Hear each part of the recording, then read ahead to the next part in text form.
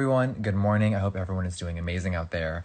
I wanted to come on here and address a lot of things that I've been seeing this past week. It has been a lot of craziness. So I want to come on here and first of all, talk about one main thing that I've been all over is the repost of a old screenshot from a splash page of a website that I never started. A splash page meaning it is a coming soon page for something in 2004.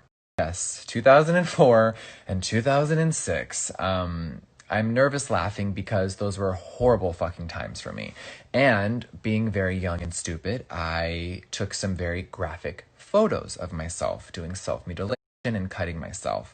Now at 34, they are being posted all over the internet for people to judge. But the main concern here is a screenshot. And past me, we can address the photos in a minute. I want to talk about something and a very dumb decision I made when I was very young. So I created a URL called lipsticknazi.com. Now, back then in the early 2000s, it was a slang term, like on the show Seinfeld. Someone was a soup Nazi if you were a crazy cook. I used to work at the Mac counter. If you were someone that would follow customers around in the store, you were called a door Nazi. The term is wrong. It's derogatory. It's vile. It's disgusting. And I should have never used it. No excuses. But I want to let you know the context of that. And it was a slang term that I used, that lipstick Nazi was like people who were obsessed with makeup. Horrible decision. It was very wrong of me. And for anyone who has seen that, I am deeply sorry. I'm disgusted with myself. And I should have never used that word ever. So there was a splash page for a website that never happened. It was a URL for my LiveJournal. Now, if you're older, you know what LiveJournal was. It was a site where you would post pictures of yourself or little captions and memes.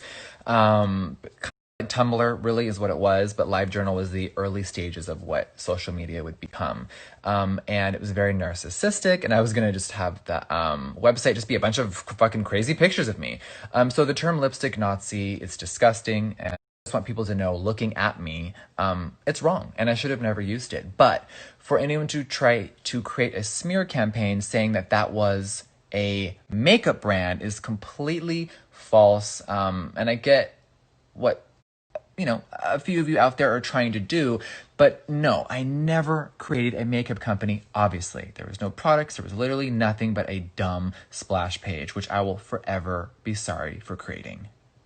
Now, when I launched that single page, that same week, it really did not sit well with me even back then. I dissolved the site. I never launched it, and it was literally nothing. I think what is very concerning is people resharing the image. I know a lot of you have blurred it out. I know a lot of you have seen a blurred out version. Thank you, Jesus Lord. But me bleeding and cutting with a razor, someone who has suffered with self-harm and issues like that for a very long time. It's been horrible. It's been horrible to wake up every morning, click an app, and turn on my phone and see pictures of me cutting. It's been very triggering and awful. I get that it came from a very shocking place for people to see that photo with the text.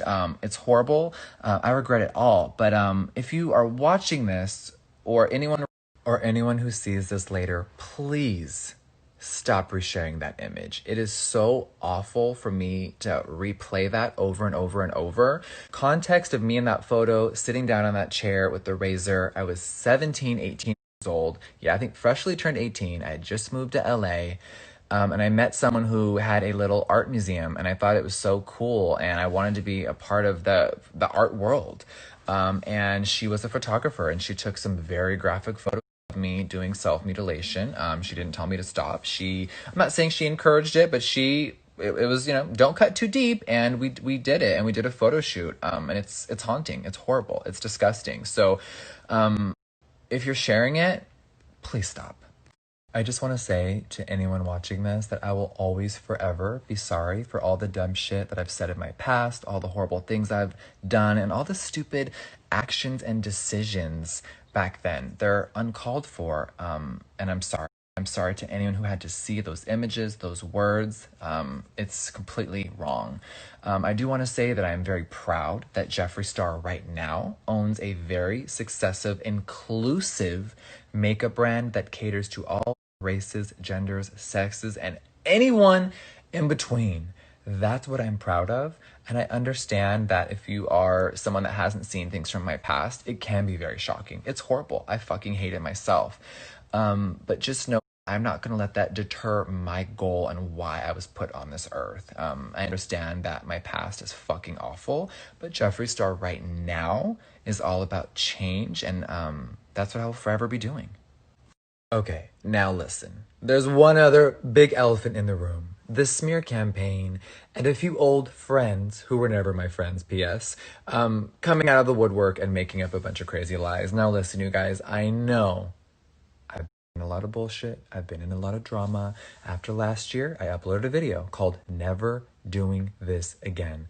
I'm not going to entertain people that want clout and attention and followers.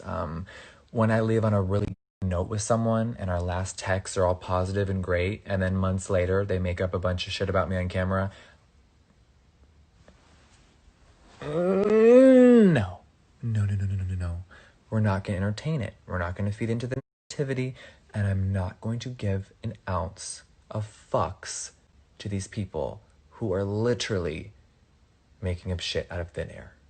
Now, the old Jeffree would pull up all the receipts, sit down, rebunk every little thing. Girl, this is 2016, Kat Von D crossing my face out. Everyone believed it for 2 days, and as I sat there being completely mentally degraded, and then I came back with like, hey, it's the truth. I think maybe these people want that reaction. I think they maybe want attention.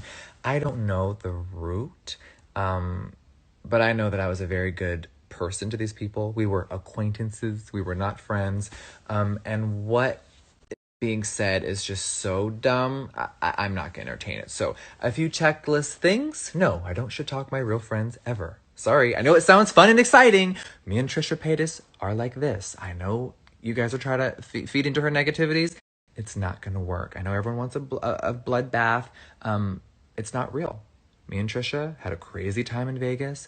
We're really good friends, and I'm bored.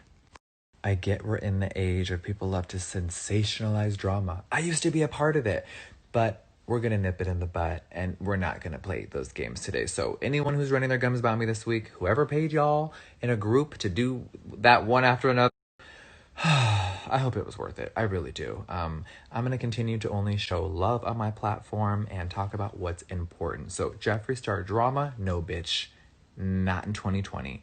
We have already all, as a culture, as a society, as a planet, have had such a rough 2020. Bitch, I'm not gonna feed into any negativity. So whoever's watching this, I love you. Thank you for making it this far, and have a beautiful day.